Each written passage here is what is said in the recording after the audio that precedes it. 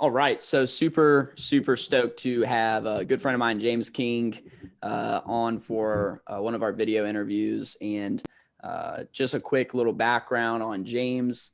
He's a broker owner with Remax Roots out in Winchester area in Berryville. 18 plus years in real estate, extensive background. His agency, they have pushing 30 agents that sell real estate. And when I did moving sales, I worked with James personally, and we did some referrals back and forth. And so, what we're going to talk about is just that relationship between the movers and the agents and realtors, and how, as a moving company, can we get this more solidified. But James, I'm super stoked to have you on, man. This is going to be great. Thanks for having me. I appreciate it. Yeah, totally. Well, if you want to do maybe a little opener and just kind of share with everybody, how your career got started, where you guys are at, and just a little bit about your folks. All right. Well, actually, I got into real estate, like I said, about 18 years ago. I was working 2 and 3 jobs, trying to make ends meet. Really dove into it about 3.5, 4 years ago. Left a full-time job, went into real estate full-time, and then ended up buying a company. Wasn't planning on it, just turned around and one day got handed the opportunity. So I said, you know what, why not? I'm into it deep, so might as well go deeper. Yeah. And then, I got really fortunate with the agents I have in my office. I got some of the top producing agents in the Valley. So that's been a big help to me getting involved. It's a great knowledge base. My principal broker, Brett Souter, is a wealth of knowledge for all of us. He's been great. He's almost 40 years in the business. Wow. So we have a lot of experience, without a doubt. Yeah. And there may be some people that watch this that are in totally different markets. They're not maybe here, right. In our, whatever market you call this, Northern Virginia, really on the other side of the mountain though. Right. But James's team is super stacked. Like if you're in Texas or California or wherever people are watching this is a really, really good opportunity to hear from a broker owner that has a very strong team. Like probably going to be the best producing team in our area for real estate sales. And we're basically getting to get in the inside of this man's brain. So I want to open up with when, we're talking about moving company owners, and these are service providers. These are somebody that you're going to cross paths with, time and time again. What would you say? Obviously service is huge. If you don't have the service part, then this is going to be a hard thing to do. But every time I talk to my moving owners, they're like, I'm trying to get more realtors, refer business. And it's always this cat and mouse feeling type game. But from the realtor standpoint, James, just maybe give us some insight on what are you guys really looking for? Like what's helpful to you? What would be a game changer for you guys coming from the moving company side? Communication is key. The initial contact, talking to them, getting to know them as a business owner as well. I have to say that, in a lot of the business, and when we hear from other clients, let's call them clients, that will turn around and ask us our opinion about moving companies and what we should and shouldn't do and what they can provide. The biggest one always comes back from previous clients is that communication wasn't as much as they thought it should be between the moving company and them. Moving to us as agents, we like that same type of communication because we may touch our client 3 times a week. So therefore, if they could touch that client 3 times a week, even if it's just nothing's changed, we're moving forward, the dates and times are good, as a follow-up, that to me, it would be a huge success for any moving company to have that type of follow-up.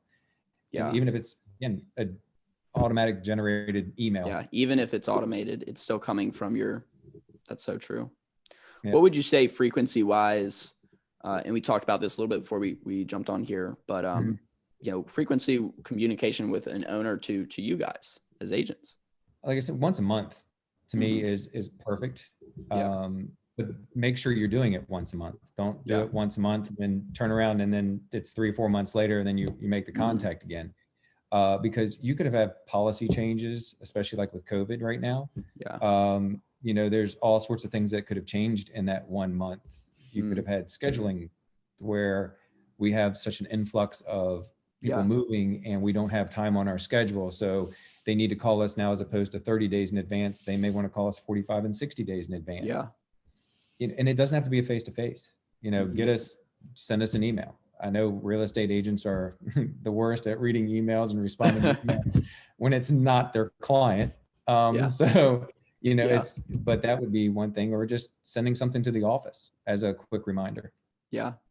Yeah. And I mean, I know personally for me, when I worked with agents, most of it was through text, through SMS. I don't know. That's just kind of the business world nowadays. People that are business professionals that are flying here and flying there and flying there.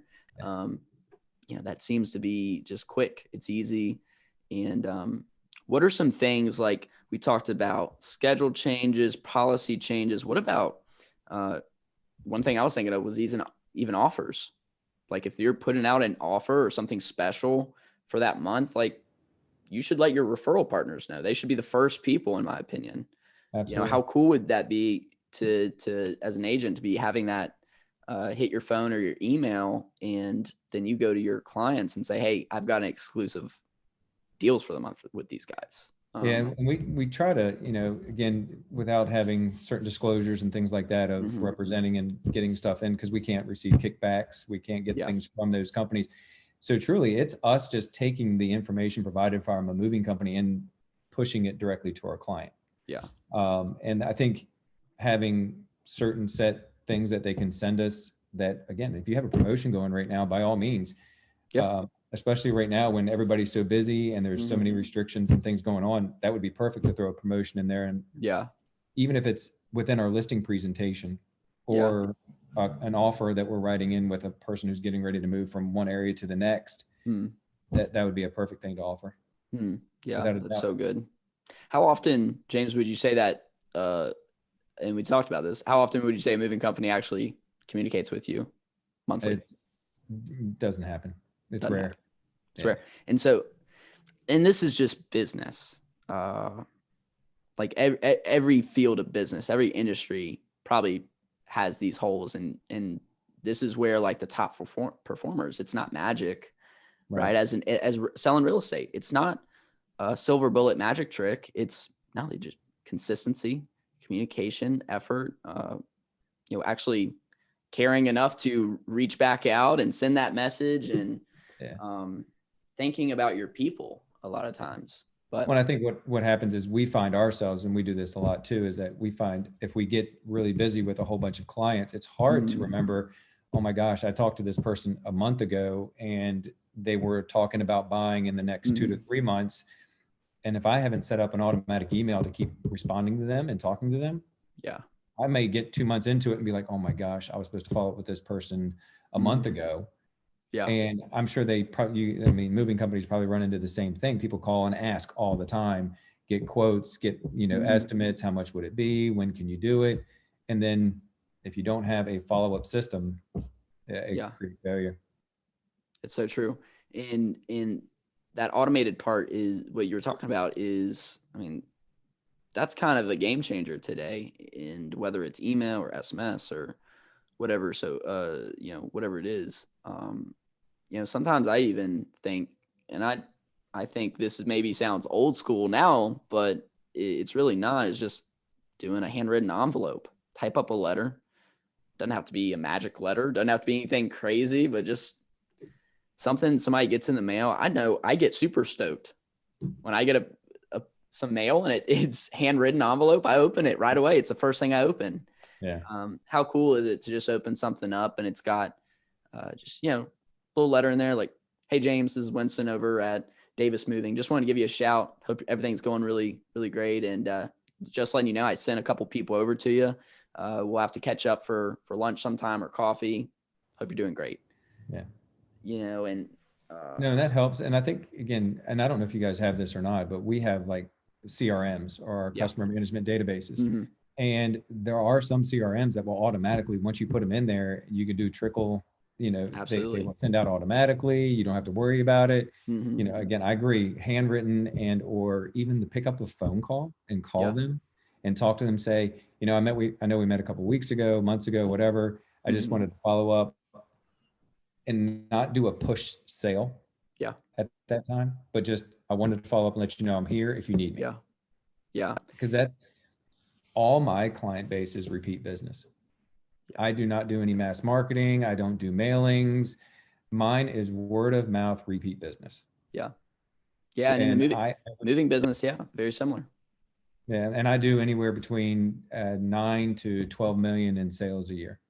Yeah. Personally. Yeah. And all referral.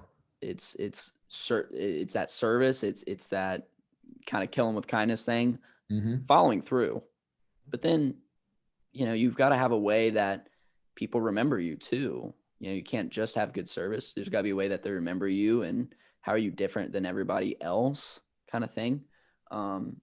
Let's talk about this part as far as when you as the agent are having that conversation with the homeowner, and the conversation does come up. Let's specifically with moving. What does that landscape look like as far as maybe what's being said back and forth? I know it's not the same for every single agent. Everybody does things a little different, but for you, just share kind of what that conversation sounds like. Really, I just discussed to them if they're going to be hiring a moving company. There are so many people that, pardon me, that don't hire somebody. I'm taking it on. I'm getting the U-Haul truck. I got 10, 20 friends that are coming to help me move. Yeah. You know, pizza and beer. That's what we're doing. We're doing pizza a moving day. Beer. But I've gotten a lot more people now to truly look at moving companies, because you know, if you've done it more than twice, the odds are you want a moving company. And I think that's where, you know, you get the first time buyer, you get those people that are just new to, hey, you know, we're excited, everything's fine. No, we got this. We'll pack it all. We'll move it all. Yeah. My conversation nowadays has been more moving to get a moving company. Save yourself the time. I know it costs money, but you might want to save yourself some time and energy, especially if they're in a time crunch. If they're moving long distances, or if it's, again, in this particular case that we talked about earlier, new construction. Because you're moving a whole bunch of new stuff. You're moving your old stuff into a brand new house. Do you really want your friends to mess up the floors? Do you want them to hit the walls? Do you want all those things? And especially when you have kids, that's the other time that I really have this conversation, because what are you going to do with the kids? While you're moving all this stuff.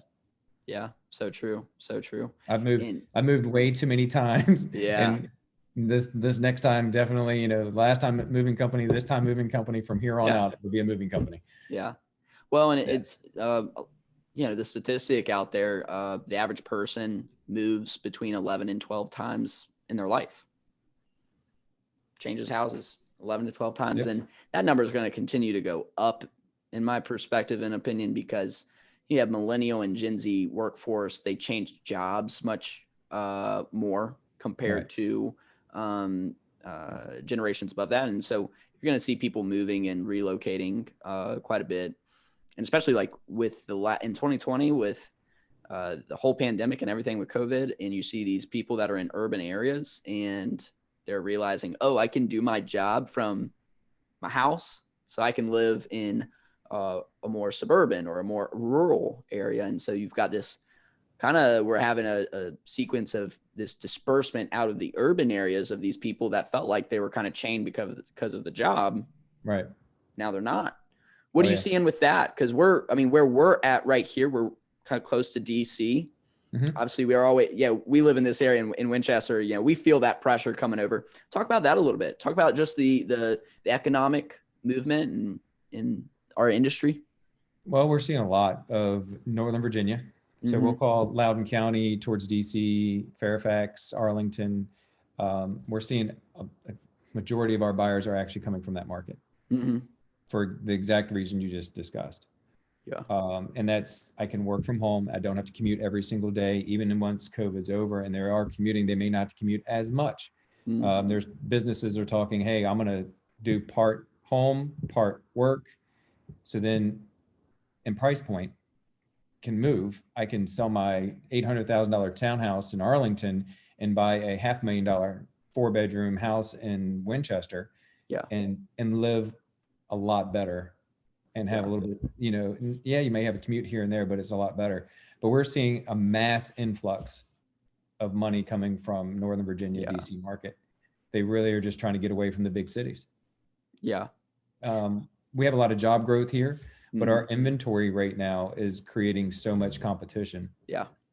We've had some houses that have had anywhere from 10 to 15 offers on day one of it being on the market. People paying over asking price.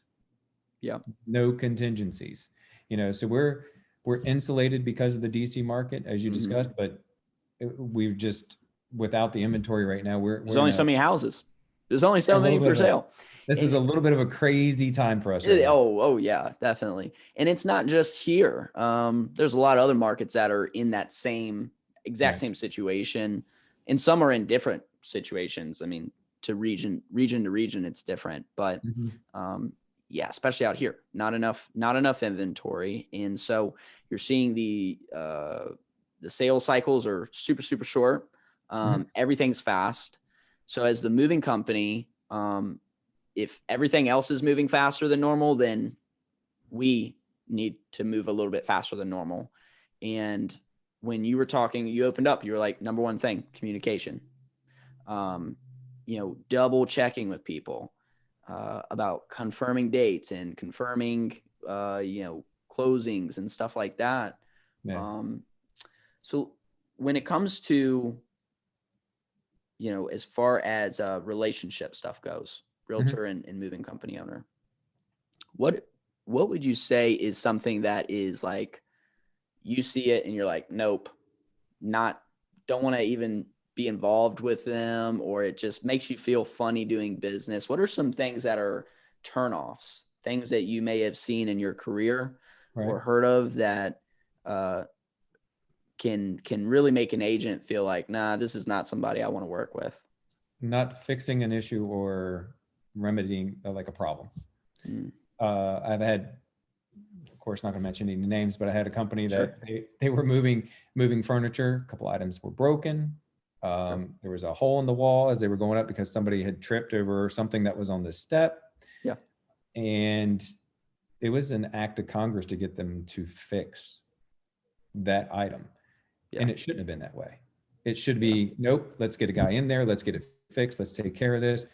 Especially when it was somebody moving, they had provided them multiple forms of business. They had packed their house for them. They moved everything to the new house. They were going to put everything in the rooms, unpack everything, so they had to me, a large contract for both ends. And they had already referred them to two other friends of theirs. Yeah. Who were moving around the same time. Yeah. And it just happened to be that they all worked at the same company in the same building. So then now you got three clients that are all talking badly about one moving company because they would not, in a timely manner, fix something that they did, which was, I mean, things happen. Yeah. But at the same time, taking too long to fix it or remedy the problem creates a huge issue. And that would be an immediate to where I'll never use a company again. Yeah. Because my client's response to that, especially if I provided them the name of that moving company, it now looks like I'm the one who made the mistake. But yet, even though it wasn't even me involved with it, on that moving side, it's now they look at us. That goes with plumbers, electricians, no matter what trade we do. And this is why it's so difficult for us to recommend companies, is that when something happens, it's always the real estate agent. Yeah. It's our fault.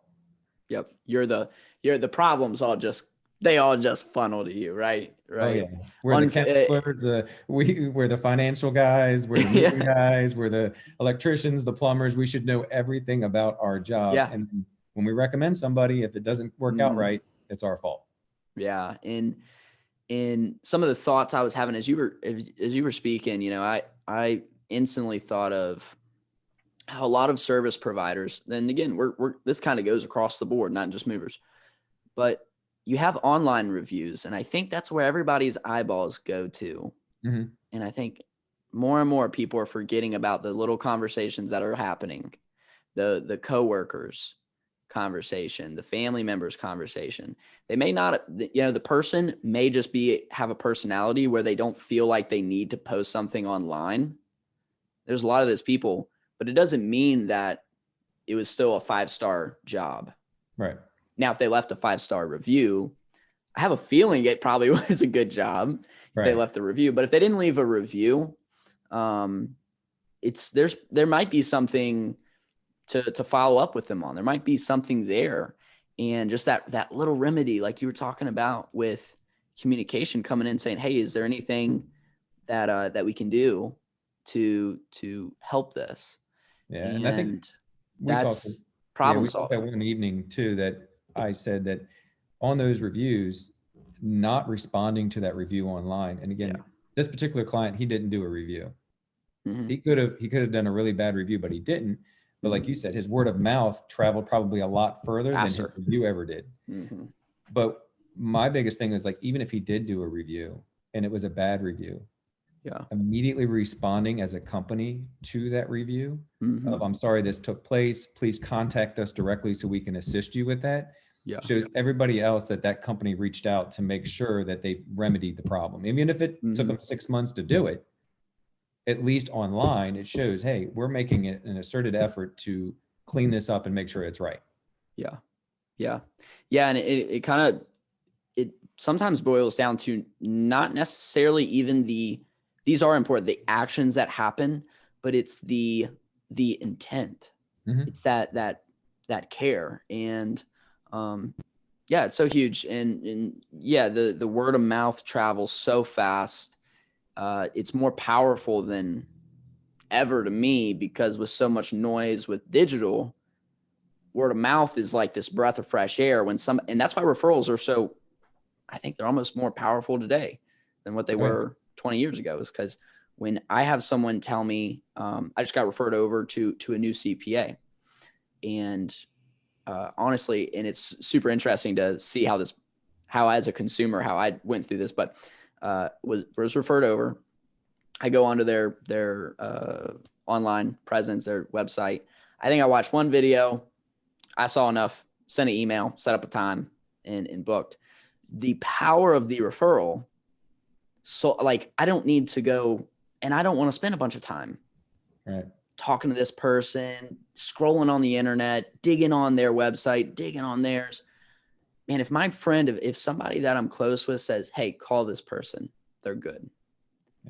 Boom, stamp of approval, because it's coming from a human being. It's not online, so I'm like, okay, I can trust this. So spinning that back to what we're doing, as an agent working with a homeowner, or maybe it may not even be a homeowner, maybe it's a renter. When somebody, let's say the agent says, okay, because this is what a lot of agents do. Here's 2 or 3 companies. These ones I've heard good things about. Follow up with, give them a call. That's kind of common. But how cool is it then when you go to work and, Sally at the other side of the office is like, overhears you're moving, and she's, "Oh, you need to call Davis Moving." Oh, well, that reinforces because they were one of the ones in the group. Right. And it just goes back and forth. And you guys go through the same stuff, right? Yeah. Like share with everybody a little bit your secrets. Let's hear because you're like, hey, word of mouth is all my business. So, and it all goes together. Share some of your secrets and inside stuff on how you cultivate and really nurture those. Well, of course, we're restricted on certain things for legal purposes and so forth. But if they're your client, they can be your client for life. And that's how we treat that, is that, you know what, they may not be like in the example for a moving company, they may not be moving tomorrow, but in 3 to 5 years, they're going to be moving. They may have an expanded family. They may have something. One thing that I do, and I've done this recently, was I had a younger couple, bought a house. They used a moving company. We hadn't talked for 6-7 months, and just happened to randomly see them out one day, said hi to them, found out that they just had a baby. Immediately called my assistant. Hey, send a gift. They received a basket from a local company, because I try to go local as much as possible. Received a basket, which they delivered the basket to their house. I remember to include not only them, but the fact that they just had a baby and that was a girl and all those types of things, but they also have a dog. So I included dog treats in that basket. And again, that's a client, so I could send that to them. Yeah. And immediately after sending, that's not asking for anything though. That was just, hey, I saw you and I want to congratulate you on having your baby. Yeah. What's amazing is, but that resonates with them and stays with them for so long. Yeah. Just within a month after that, I immediately got a call and said, hey, we just gave your name out to 2 people that are looking to buy in the next 2 years. Nice. So reach out to them. Yeah. Gave me full contact information, everything else, and already gave them my contact and said, he'll call you within the next couple of weeks. Yeah. And those are the things that I think, again, I don't know what moving companies are allowed or can and can't do. Yeah. And yeah, it costs a little bit, but you know what? Knowing that the moving company remembered something about you so personal, yeah, and or realized something so personal when they were moving your stuff, that maybe you like NASCAR, you know, you moved 10 boxes of NASCAR memorabilia, or there was a particular football team that you noticed in the house when you were moving. Well, why wouldn't you send them the schedule for that football team? Or why wouldn't you send them something that they're like, oh my gosh, the moving company caught on to this and they didn't even, you know, that to me is where it takes it to the next level. Yeah, man, I'm shaking my head because I'm like, that's so darn good, man. That's so good. and it's all coming from a perspective and an intent of service. Yeah. Always. Right. Like, yeah, we're in business. We are in business to make money and be profitable. We want to run a solid business, but, like you do things like that though, because you should, I hope that somebody's enjoying what they do and they enjoy serving and they just want to serve more people. I think that's the biggest reward. And I think that's stellar, man. That's so good. And there's so many more of those concepts and different ideas and ways to, sometimes with sales, I call it the angle, right? And I don't say it in a persuasive way necessarily, but I say it in a way of it's a challenge. Yeah. I personally love entrepreneurship. I love business because I love the hunt. Like I love the game of business. And I love when, you know, you see somebody like you were just talking about, you said, man, they moved us and they remember we were Redskins fans, or sorry, the Washington football team fans, whatever. And playoffs, watch out. Yeah, I know, right? You guys are going all the way. Oh man, that's a whole nother story. But you know, that's crazy. You know, that's kind of stuff that, it glues you and you get those referrals, full contact referrals. What are some things that you would say from just business standpoint, doesn't have to be specific to moving or whatnot, but when it comes to nurturing those referrals, because sometimes you'll get a referral and they may be like, yeah, we're looking at buying a house, but not until next year. Or and the mover is going to hear the same thing. Oh, we're looking at buying a new home. We're probably not going to be doing it until the spring or the summer or next winter. So what are some ways that you nurture some of that stuff? So, because it can be months and years. Yeah. Now, what I typically will do is I'll ask them, we'll actually have a form that they fill out. How would you like communication? How would you like to receive your updates? How would you like to receive anything from me? You know, because like I said, a lot of people go text. They're like, well, don't email me. I'm not going to read my email. Don't hammer me with phone calls. I'm not going to answer. Just so we'll put it in a system to where it says, okay, they have a 6 to 8 month window to move or that they're looking to buy. Yeah. So the first month, I may not send them but 1 or 2 responses. Hey, just wanted to check in, see if you need anything, type stuff. As we get closer to the time frame, then I've already probably written down what type of house they're looking for, where they're looking to do, or anything like that. Yeah. So then we get to, hey, let me start sending you some houses that are within the market right now, within the price point that you were looking at and the location you were looking at. And then so I start increasing the communication as we get closer to the timeline. Yeah. Escalating. But it's one of those things to where all of it's based off of what type of follow-up they asked for in the beginning, because that's critical. There's some of them that are like, well, don't reach out to me for at least 5 months. Yeah. Well, if they have asked not to reach out to them, I'm not sending them a darn thing for 5 months. Yeah. You know, on that fifth month, beginning of the fifth month, I'll probably send them something. Yeah. Just want to touch base. I know we talked about, you know, waiting, up to 5 months. Just want to make sure nothing's changed or anything to that nature. And then it progress from there. Yeah. But that's how we kind of cultivate and keep them going, is find out what type of communication they like and then do it. That's the biggest, Nike had it right when they had the slogan of just do it. Yeah. Yeah. Because that's 90% of our business, both in entrepreneurship and real estate and any of these other companies that we've been talking about, is actually doing the business and doing the work. Yeah. If you don't do it, you're not going to get the results. Yeah. Yeah. And that's everything. That's everything to it is, and I'm sure you're familiar with this. And Ryan Serrant, I love watching some of his stuff online, big into real estate up in New York.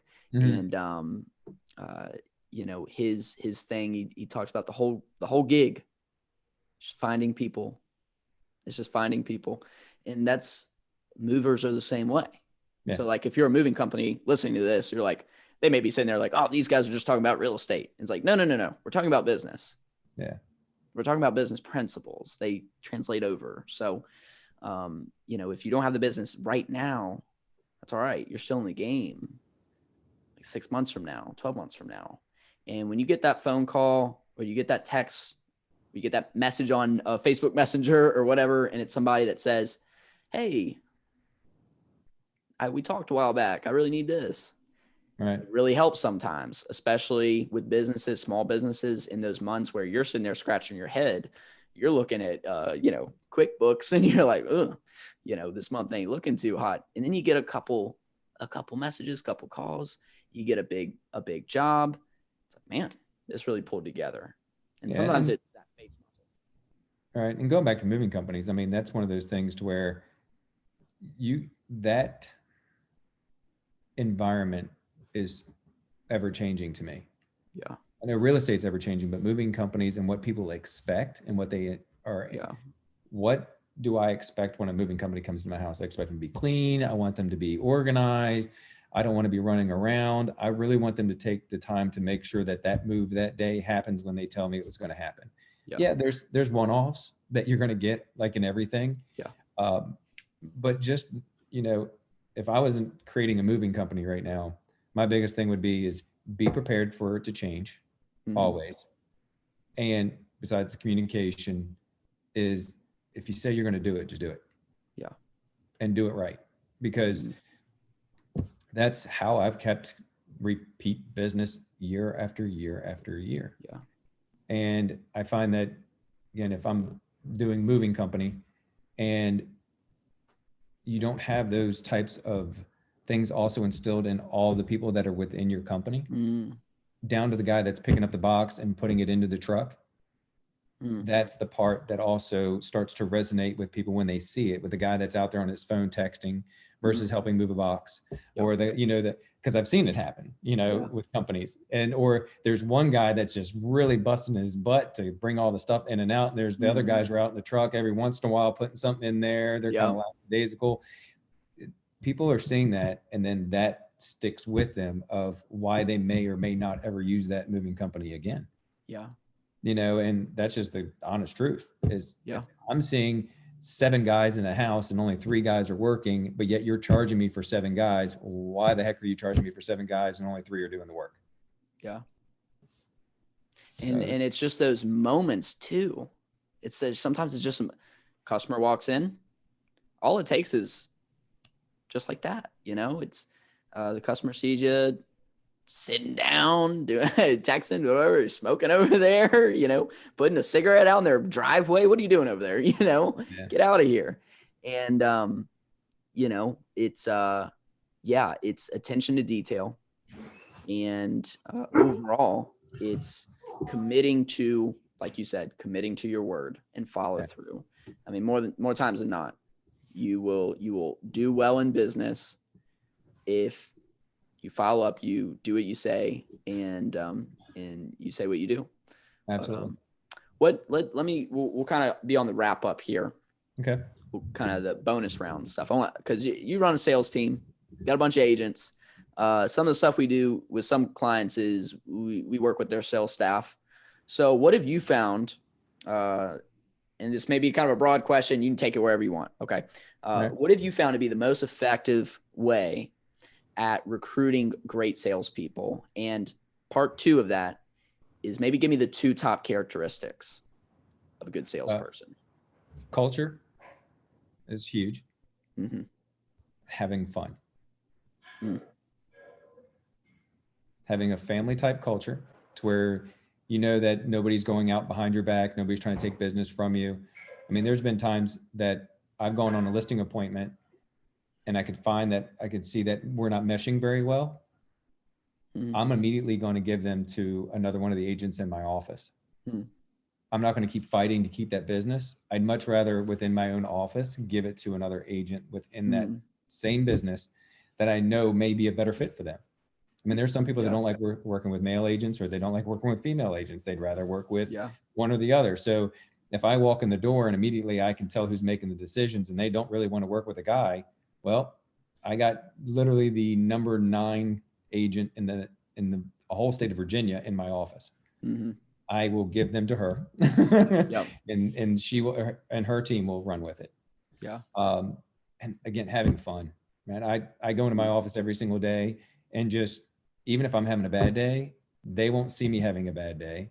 I'll go in the back, smile, have a good time, kind of joke for a little bit, not to waste time, but to get them to feel the energy of the, just like, no matter what's going on, it's not that bad. We can fix anything. We can make things happen. Closing got moved, this happened, whatever. Making them happy and enjoy what they do is key. And I think that's what we look for in agents is you can mesh with our culture. Mm-hmm. You're not one of those people that's going to go behind another person and take business or talk bad or do anything like that. That's just, it's not good for business. Yeah. And again, just have fun. Yeah. That's really so good. There's the 2 keys that I tell you, it's gotten me to this point in life. And like I told you in the beginning, I mean, I work 3 jobs. I delivered pizzas. I've painted houses. I've worked at a financial institution, trained people, been on the phone, taking calls from people. There's nothing I haven't done really kind of in life. But this is what I have to tell you has been a passion, and I truly enjoy, because the end result is getting somebody to make the decision on one of their largest decisions they will ever make in their life, possibly outside of marriage and kids. Yeah. Buying and selling real estate is about the biggest decision most people make. Yeah.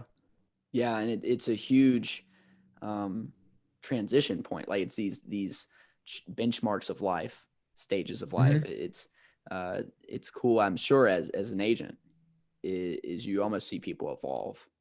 It's you see people, maybe they're growing a family, families leaving the homes of, downsizing, all that stuff.